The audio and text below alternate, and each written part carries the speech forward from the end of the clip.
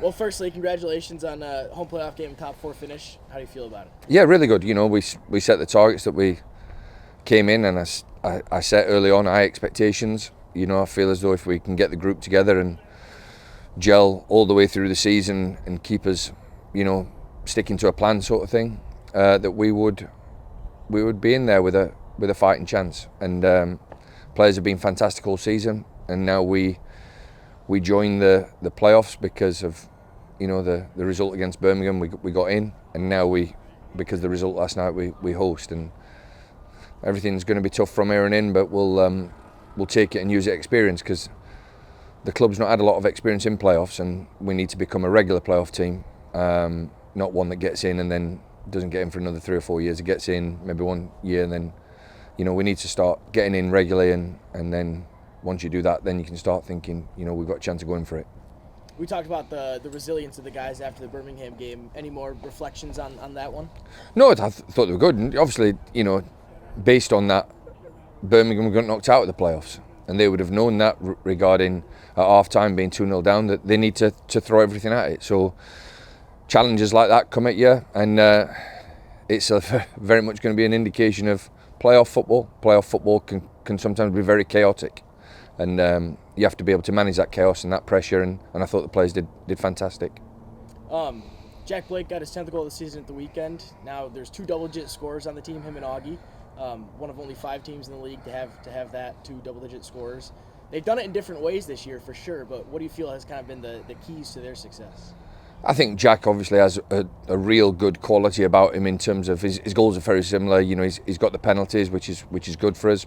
But then if you look at his other goals, they always have that same bit of quality. And it's, when you look at the chances he creates for himself, he gets in positions where it's in shooting range, but realistically, shooting for the majority of people, it don't come off. But he's got the quality that, when it comes off, and at the weekend's goal was fantastic, to make the run forward, and then to have the quality of, putting it in the top corner is unsavable, really.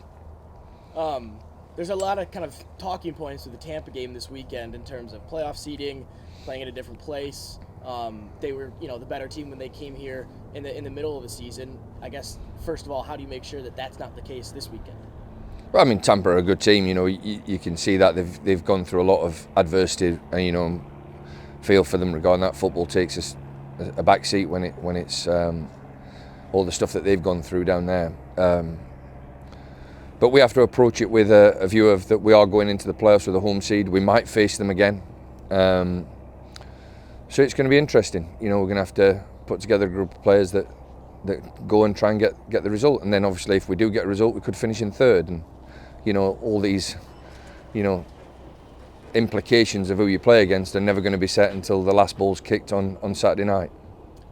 With the travel and lodging, is there much different with it being at a place that's an hour away? Yeah, we're going to stay at the venue. Actually, we're going to stay at the IMG Hotel. Hartford did it. Hartford went straight from I think it was Tulsa they played, and went straight down there, and had 3 or 4 days preparation down there. So we'll fly in tomorrow, get there tomorrow evening, early evening, and we'll play the game. In terms of injury updates, obviously that's Seba's former team. Is he back in the mix of being able to be selected? Yeah, he's back in. And he obviously had a great career down there, but yeah, he's back in contention. And then same question for Hayden White. Yeah, also back in contention for a starting spot. Okay. Diz and Cam were not in the 18 this past weekend. Are either of those injury related? No. Anything else you want to add? I mean, we said at the very, very start of the season that, it's going to take a full squad of players to get the job done, and at the weekend we made the decision to go with what we thought could get us the result on that day. And then, there'll be a team that's picked for this weekend where they could be back in. So they understand. I keep them well informed. We'll pick the team that's best for Indy 11.